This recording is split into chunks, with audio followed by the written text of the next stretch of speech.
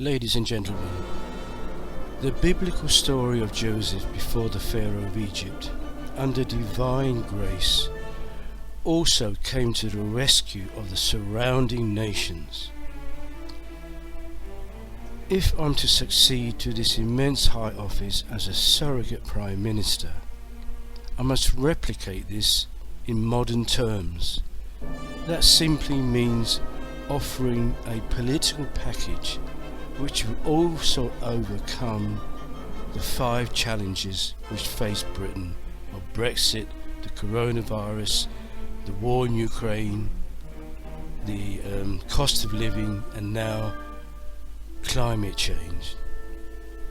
These challenges don't just apply to Britain, they also apply to our surrounding nations of the European Union, of Western Europe, and of the United States of America. It can also extend a hand of friendship to China, India, Japan, Australia, Canada. They are all our friends, politically, culturally, and economically. The message I have which God has entrusted to me is Christianity's conclusive message,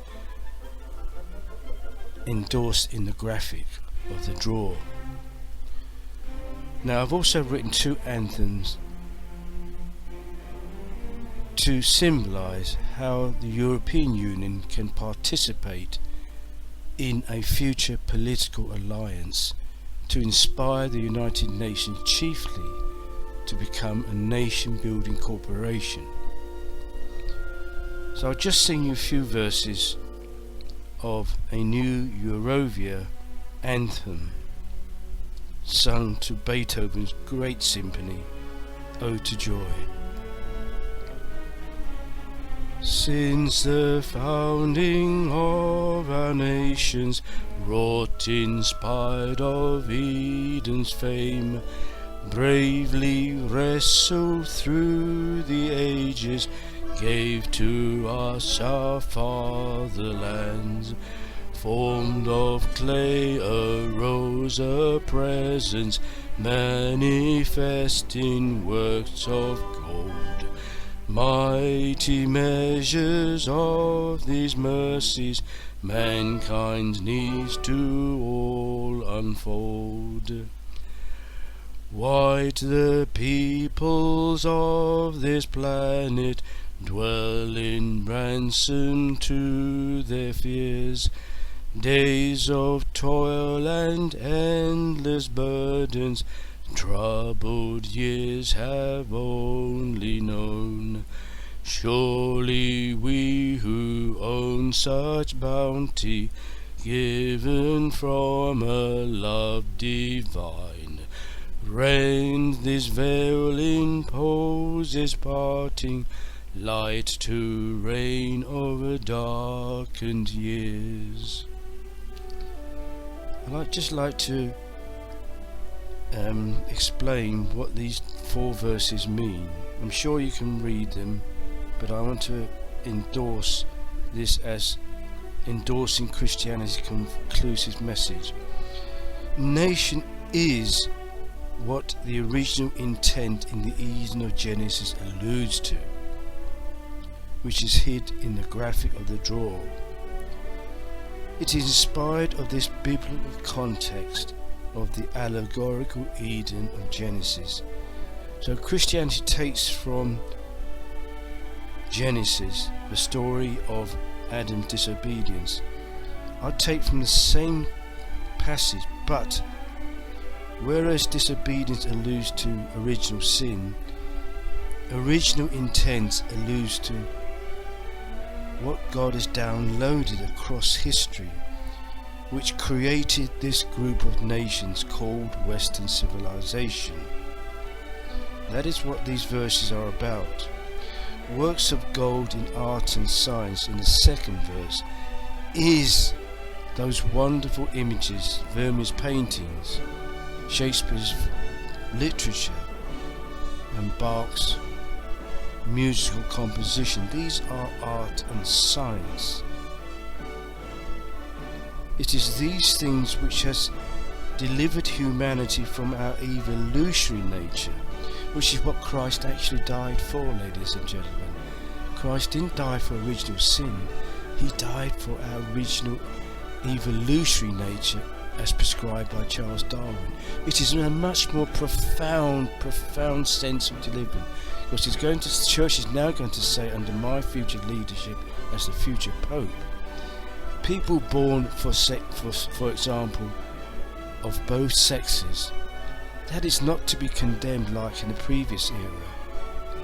It is to be given the compassion firstly, but compassion in a pragmatic way through science, where people can choose, but they must choose which gender they want to go by and stick to it, and it must be given endorsement scientifically, so they have an operation to take away one sex so they can then keep the second sex, whatever that might be.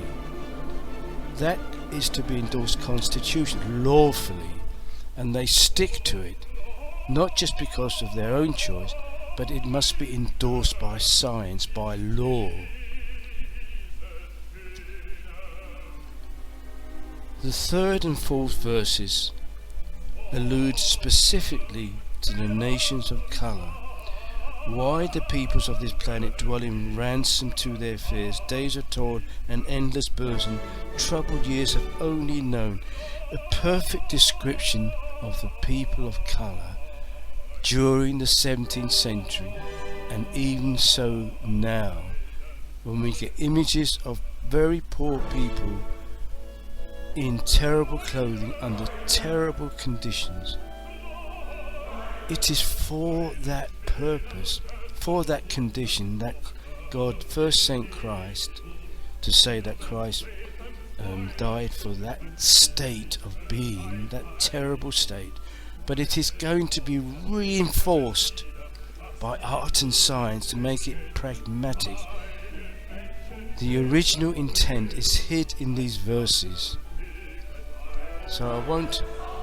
The fourth verse, surely we who own such bounty, alludes to the white nations, given from a love divine. This gift of comprehension is a gift from God's love. Rend this veil, impose its parting light to reign over darkened years. It means the gift of comprehension is going to tear apart this darkness that so many nations still suffer under, the bondage of ignorance, because they were born not of their own fault, but through the evolution, which is the responsibility of the Creator, who created humanity through the evolution system. And people who find themselves in this situation need to be reclothed, to be re-educated, to be enlightened, to be given all the institutions of state to bring their life system up to ours. This message will level up humanity. It will create immense political excitement, but it is going to be held under the responsibility of the United Nations, upgraded into a nation-building corporation. This is the vision that Brexit lacked. I believe whether we leave or remain, it will always be with the European Union, and I believe it is better that we reinstate our position with Europe, reunite with Europe. That is much, much better, because the vision is the same. Whether we leave or remain, it is the same.